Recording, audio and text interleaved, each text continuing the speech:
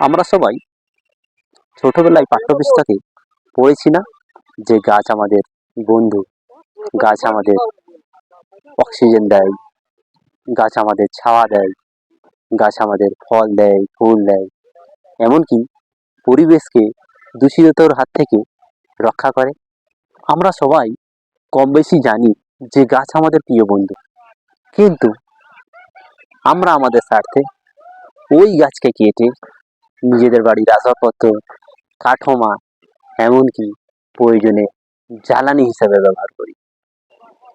ঠিক তাই না?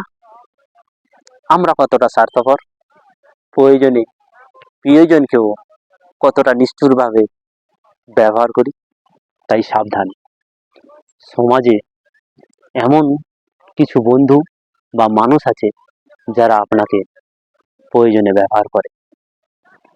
এই সমস্ত বন্ধু বা মানুষের থেকে সাবধান, যারা কিনা আপনার প্রতিদানের কথা বিন্দু মাত্রেও ভাবে না,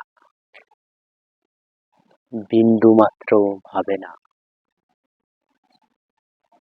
থ্যাংক ইউ ফর ওয়াচিং।